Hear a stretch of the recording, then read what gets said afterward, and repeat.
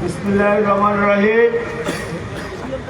বাংলাদেশ জাতীয়তাবাদী দল ৮ নং দুর্গাপুর ইউনিয়ন কর্তৃক আয়োজিত আজকের এই দোয়া মাহফিলের সম্মানিত সভাপতি, উপস্থিত সম্মানিত নেতৃবৃন্দ, আসসালামু আলাইকুম ওয়া রাহমাতুল্লাহ। আমি বক্তব্যের শুরুতে মহান রাব্বুল আলামিনের দরবারে শুকরিয়া জ্ঞাপন করছি। আল্লাহ পাক আমাকে আপনাদের সাথে দেখা করার, কথা বলার সুযোগ দান করেছেন, আলহামদুলিল্লাহ। শ্রদ্ধার সাথে স্মরণ করছি শহীদ রাষ্ট্রপতি জিয়াউর রহমানকে। আল্লাহ যেন আমাদের নেতা শহীদ রাষ্ট্রপতি জিয়াউর রহমানকে জান্নাতবাসী করেন। শ্রদ্ধার সাথে স্মরণ করছি আমাদের প্রিয় নেত্রী, যার জন্য আজকের এই দোয়া মাহফিল, তার আত্মার মাগফিরাত কামনা করছি। আল্লাহর দরবারে আমাদের প্রিয় নেত্রীর জন্য দোয়া করি, আল্লাহ যেন আমাদের নেত্রীকে জান্নাতবাসী করেন। দোয়া করি আমাদের প্রিয় নেতা আগামীর বাংলাদেশ জনাব তারেক রহমানের জন্য। আল্লাহ যেন আমাদের প্রিয় নেতা জনাব তারেক রহমানকে সুস্থ রাখেন, আগামীর বাংলাদেশে যেন মানুষের সেবা করার তৌফিক দান করেন। বক্তব্য দীর্ঘক্ষণ আমাদের নেতৃবৃন্দ দিয়েছেন, একেবারে নামাজের সময় 4-5 মিনিট মতো সময় আছে, আর বক্তব্য দেওয়ার মনে খুব বেশি দরকার নেই। আমাদের নেতৃবৃন্দ তো প্রয়োজনীয় কথাগুলো বলেছেন। আমি শুধু আপনাদের কাছে দোয়া আছে, আমাদের আজকের যে নেত্রীর জন্য আপনারা অনুষ্ঠান করছেন, সেই নেত্রীর আত্মার মাগফিরাত কামনা করছেন। আত্মার মাগফিরাত কামনা করে তার আদর্শ এবং তার রেখে যাওয়া দলকে যদি আপনারা শক্তিশালী করতে পারেন, তার আত্মার শান্তি পাবে। তার রেখে যাওয়া আদর্শ বাংলাদেশ জাতীয়তাবাদী দল এবং জাতীয়তাবাদী দলের প্রতীক দানের শীষ। আপনারা তার এই দলকে, এই দলের পাশে বিগত সময় ছিলেন, আগামী দিনেও এই দলের পাশে থাকবেন। আমাদের নেত্রী যে শিক্ষা দিয়ে গেছেন, শ্রদ্ধা, সম্মান, ভালোবাসা, আমরা আমাদের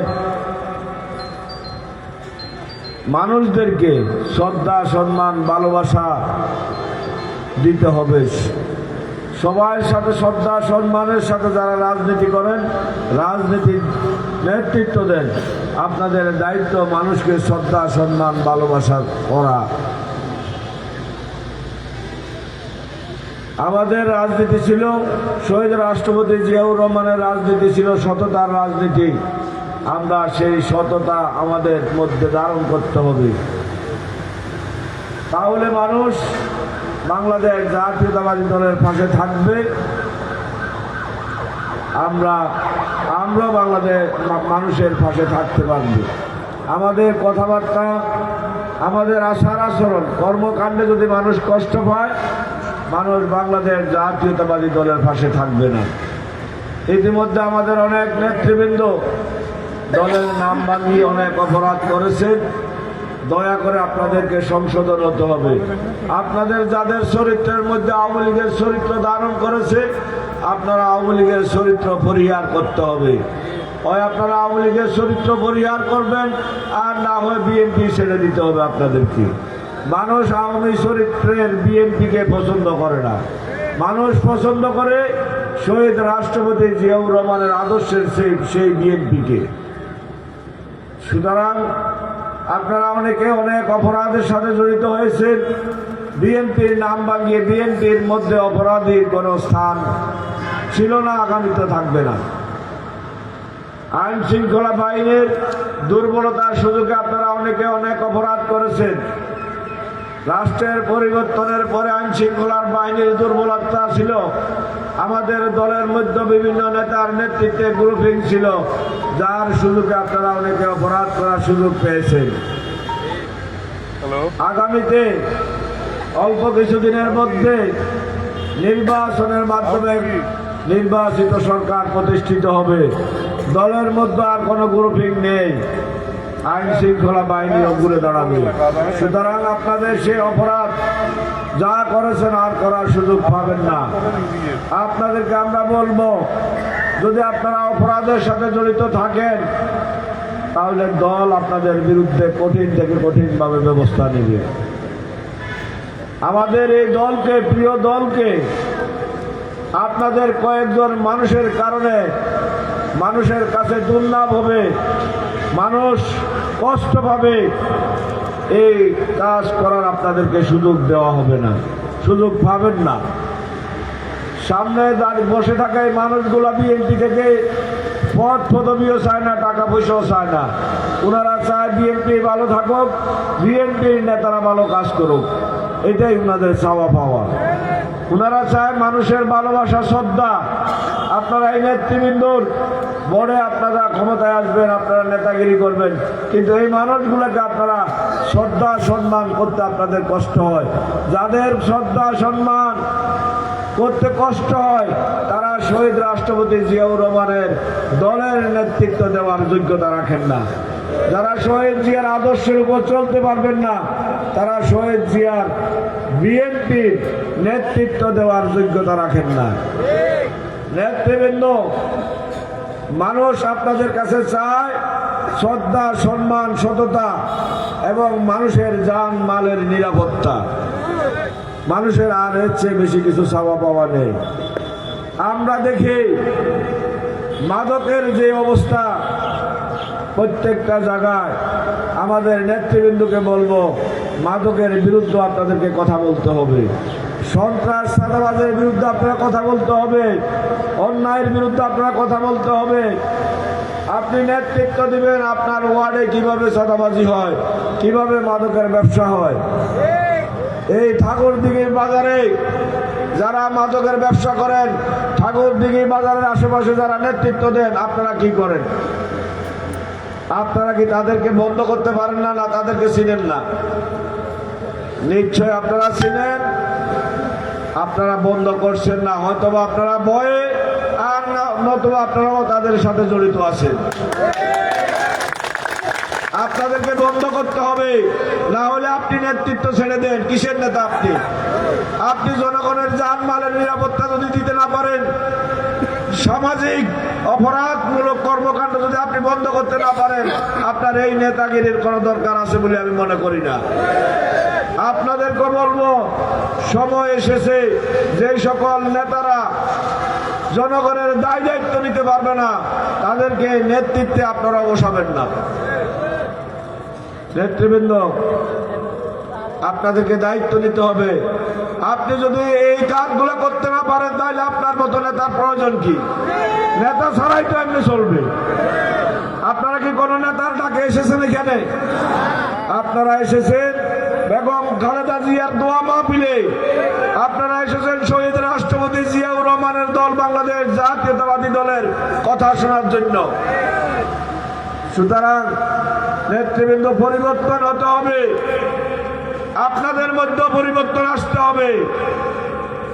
সামনের সময়টুকুতে আমাদের দলের সকল নেতাকর্মীদেরকে আমি অনুরোধ করব, মানুষ আস্থা রাখে, মানুষ বিশ্বাস করে এই জাতীয় কর্মকাণ্ড আপনাদেরকে করতে হবে।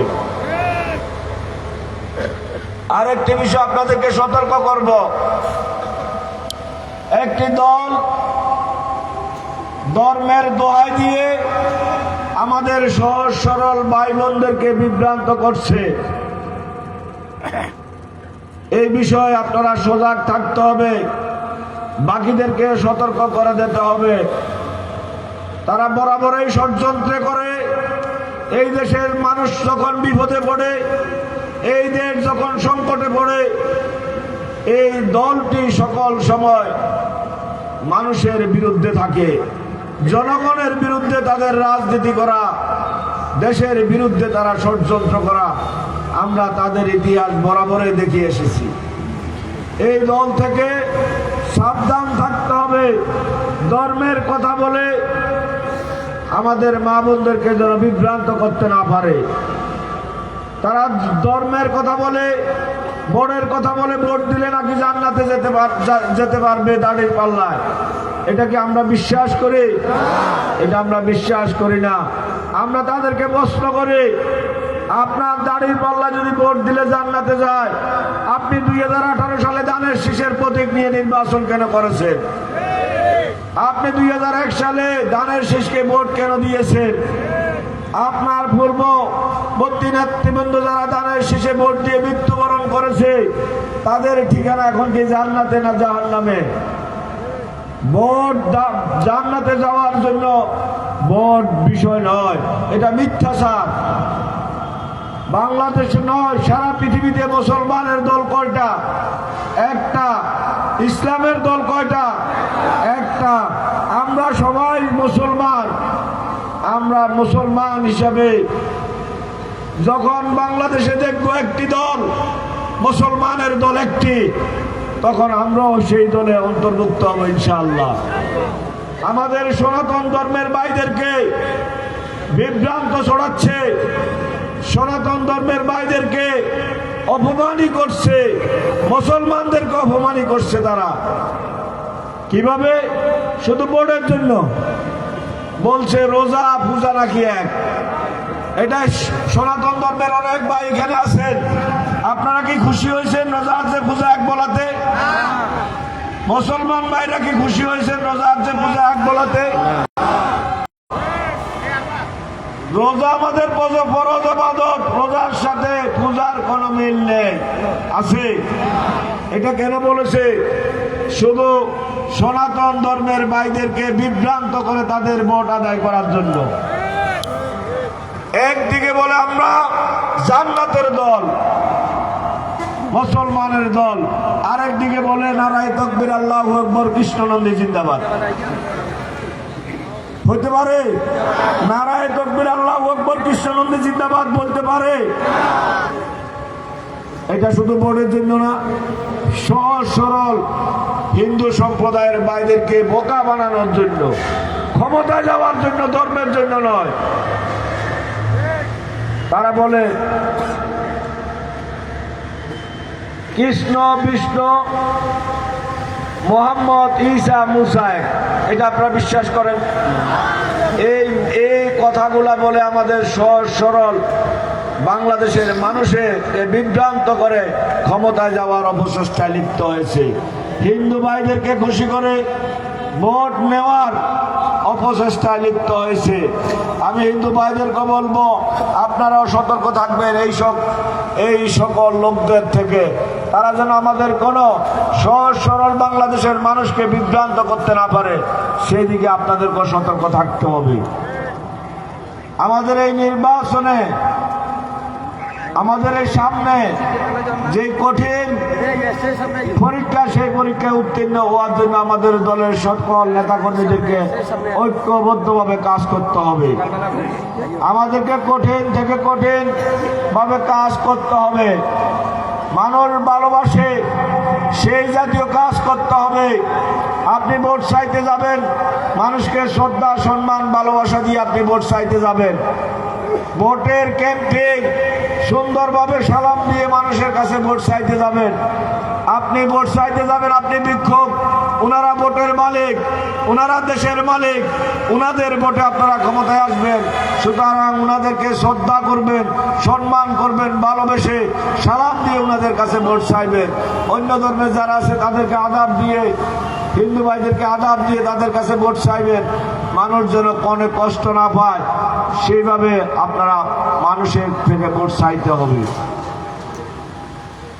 তাহলে কেমন আগামী দিনে আপনাদের জন্য সুসংবাদ থাকবে।